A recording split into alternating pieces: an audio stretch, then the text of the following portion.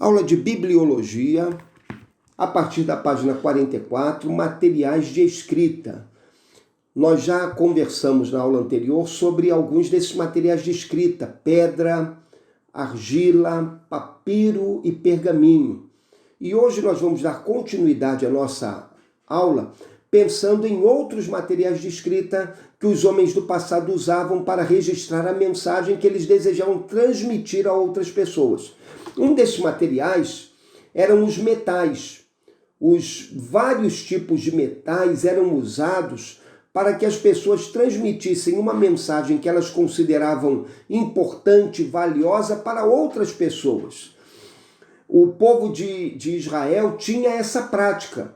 Isso é registrado na Escritura, inclusive, quando se mostra que Deus ordenou a Moisés que ele, ao preparar a indumentária do sumo sacerdote, ele preparasse uma placa de ouro, uma lâmina de ouro. E nessa lâmina de ouro ele deveria escrever santidade ao Senhor.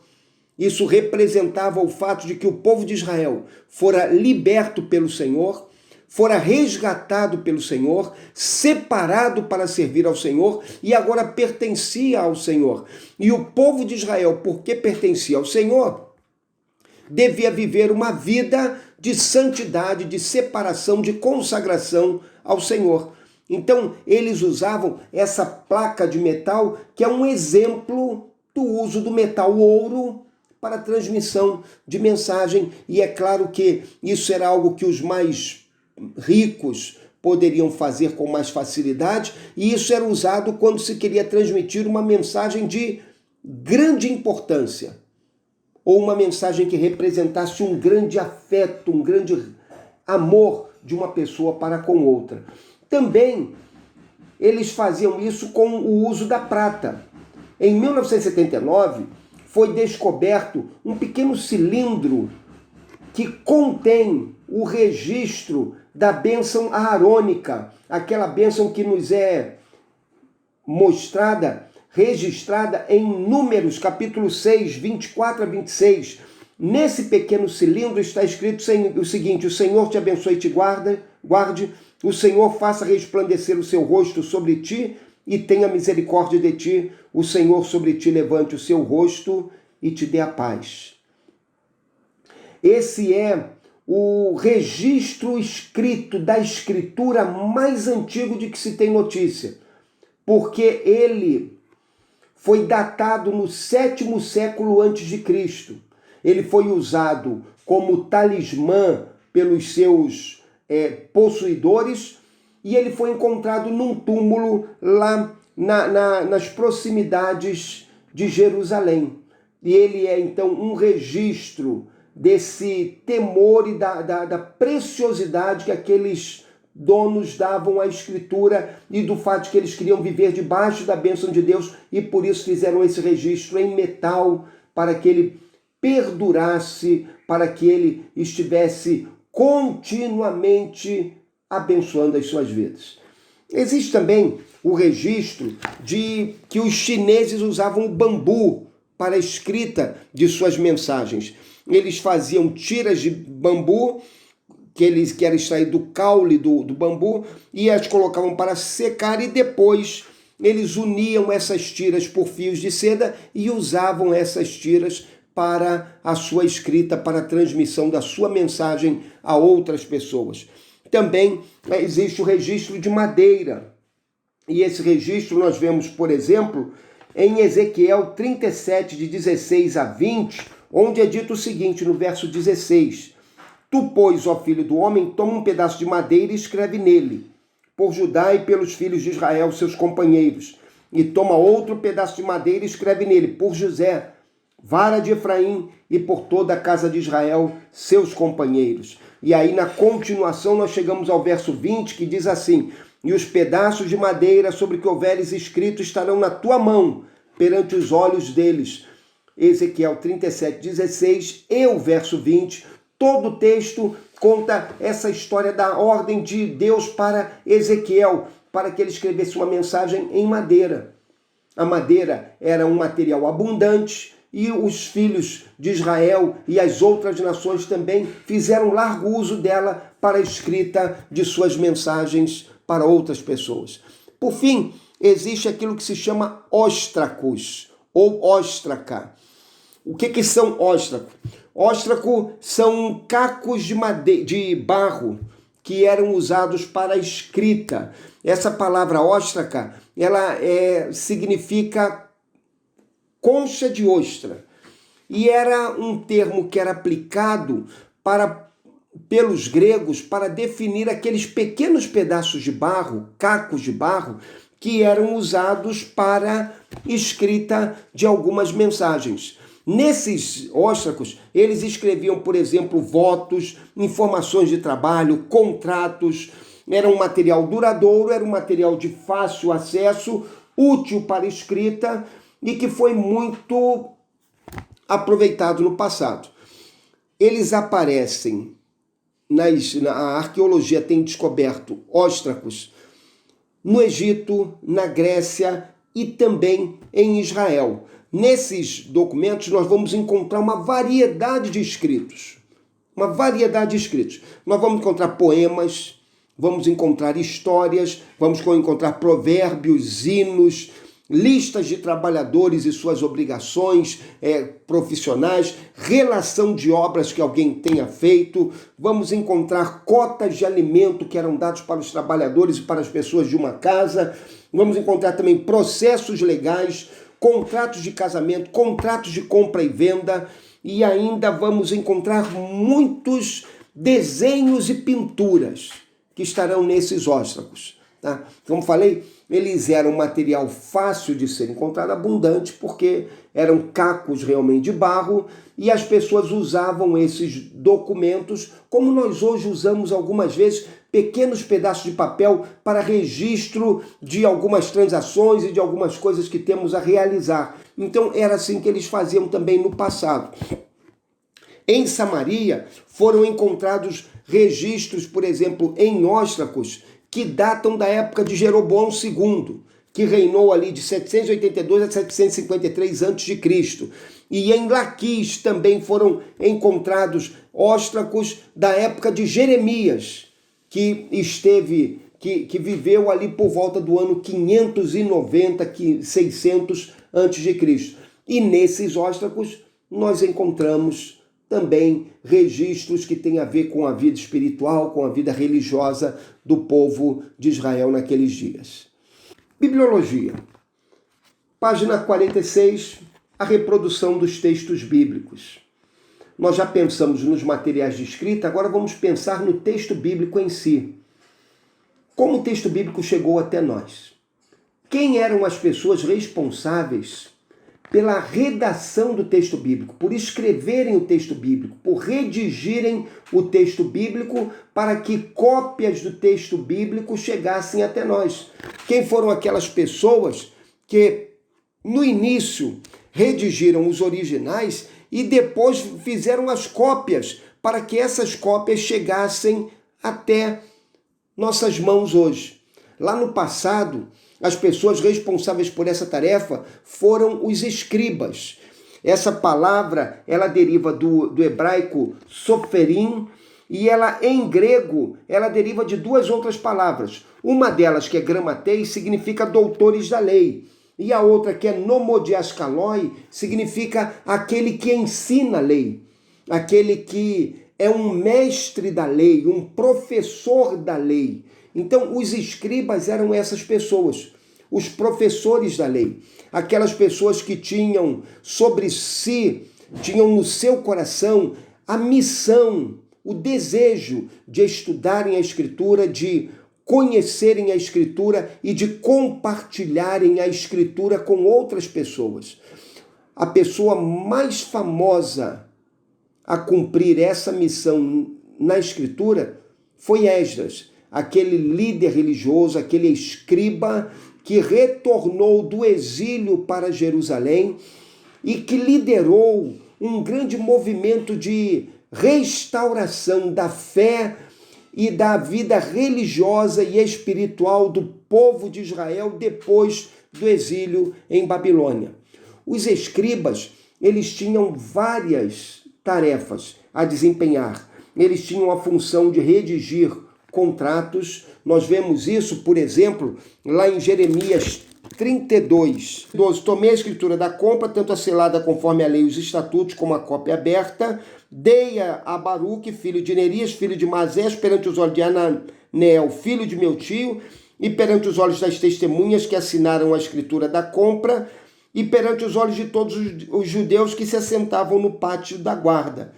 Dei ordem a Baruque perante os olhos deles, dizendo: assim diz o Senhor dos Exércitos, o Deus de Israel: toma estas escrituras de compra, tanto a selada como a aberta, e mete-as num vaso de barro, para que se possam conservar muitos dias. Então, era a tarefa do escriba fazer isso, guardar aquelas escrituras, aqueles contratos de compra e venda para o futuro. Era a tarefa deles escreverem cartas, e nós vamos observar isso quando se diz que o seguinte, no capítulo de número 36, no verso 26. Antes deu ordem o rei a Jeremiel, filho de Amaleque, a Seraías, filho de Azriel, e a Selemias, filho de Abidiel, que prendessem a Baruque, o escrivão, e a Jeremias, o profeta, mas o Senhor os havia escondido. Esse texto é como que uma parte quase final da história de quando Jeremias recebeu a ordem do Senhor para escrever a sua mensagem no livro, e Baruque a leu como se fora uma carta de Deus para o povo, aos ouvidos de todo o povo, aos olhos e ouvidos de todo o povo, para que o povo de Israel tomasse consciência daquilo que Deus estava querendo realizar na vida do seu povo, naquele momento em que eles ainda estavam resistindo muito à mensagem de Deus, e por essa razão acabaram sendo levados ao cativeiro. Era também tarefa deles escreverem as mensagens dos reis. Então, 2 Crônicas, capítulo 24, verso 11, o segundo livro de Crônicas, capítulo 24, verso 11, diz assim: sempre que a arca era levada pelas mãos dos levitas aos oficiais do rei, e viam que já havia muito dinheiro, vinha o escrivão do rei e o deputado sumo sacerdote, esvaziavam a arca e, tomando-a, tornavam a levá-la ao seu lugar. Então era tarefa dele, como escrivão do rei, redigir as mensagens do rei para o seu povo. E era também tarefa dele, como escrivão do rei, coletar as taxas do povo, como nós lemos aqui nesse texto, e é mencionado também em 2 Reis, no segundo livro de Reis, capítulo 12, verso de número 10. Era também tarefa deles aconselharem o rei, conforme nós lemos no livro de 1 Crônicas, capítulo 27, 32. Primeiro livro de Crônicas, capítulo 27, 32, diz assim: Jonatas, tio de Davi, era do conselho, homem prudente e escriba. Jeiel, filho de Aquimone, assistia aos filhos do rei. Esse Jonatas, tio de Davi, era do conselho, era um homem prudente, era um escriba, e ele aconselhava o rei. Ele pertencia àquele grupo de líderes que aconselhavam o rei nos negócios de Estado.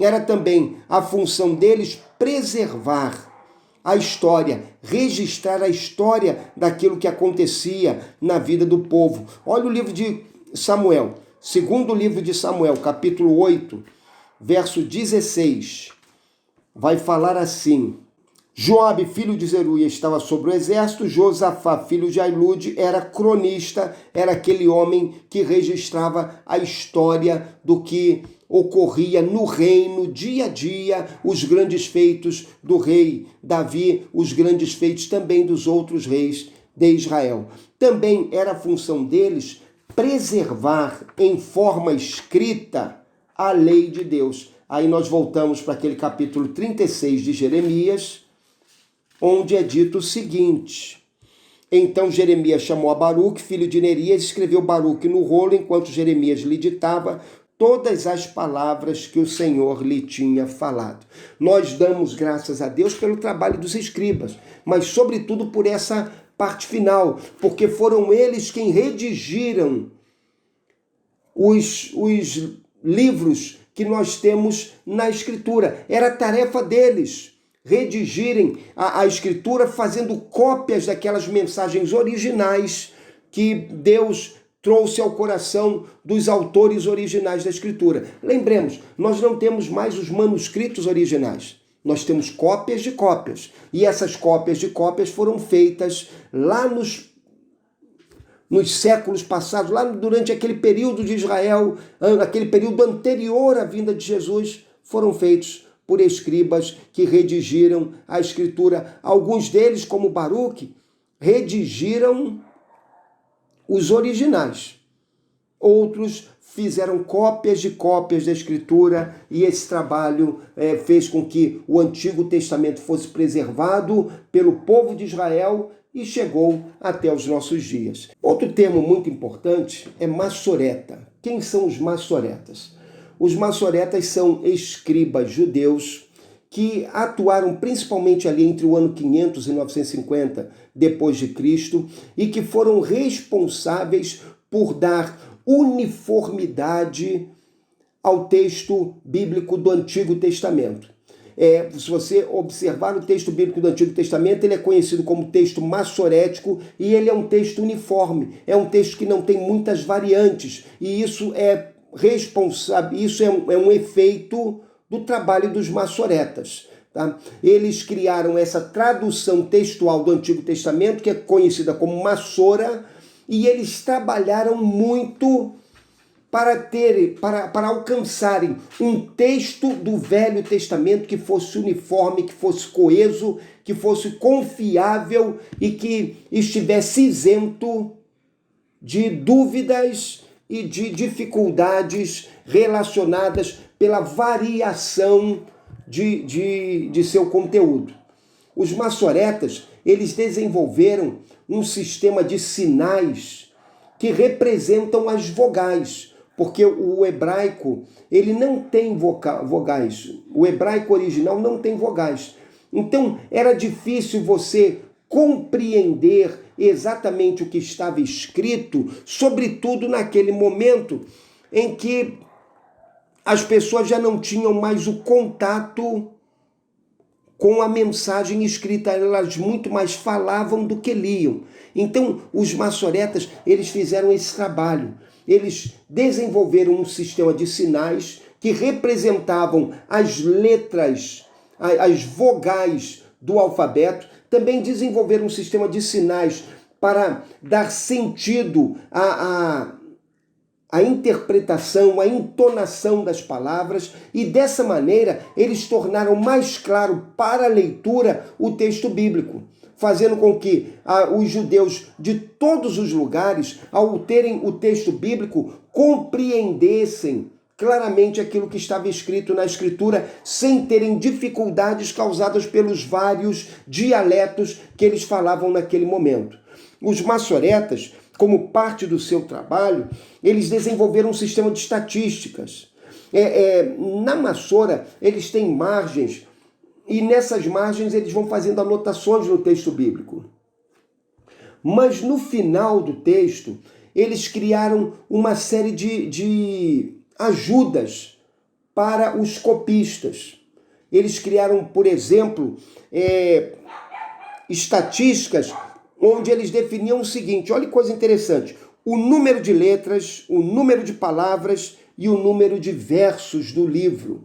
De modo que, quando o copista ele encerrava o seu trabalho, ele contava as palavras, os versos e as letras do seu trabalho para confirmar a exatidão do seu trabalho. Eles também desenvolveram outras ideias, outras estatísticas. Eles encontraram a palavra média do texto, a letra média do texto, o versículo médio do texto, de modo que o copista, ele, quando encerrava o seu trabalho, ele tinha pontos de verificação para observar se o seu trabalho fora feito com exatidão ou não. Isso foi fruto do trabalho dos massoretas, e isso permitiu-nos ter hoje o texto do Antigo Testamento claro, sem muitas cópias variantes, sem muitas passagens conflitantes. Não há, como existe, por exemplo, lá no Novo Testamento, uma variação muito grande de textos que diferem uns dos outros. Não, o texto do Antigo Testamento ele é mais uniforme, ele é mais concorde, ele é um texto que tem menos variações e menos erros de copistas. Por quê? Porque os maçoretas se preocuparam em fazer esse trabalho cansativo, sim, mas muito importante, e que cooperou para a exatidão do texto bíblico como nós o temos recebido hoje.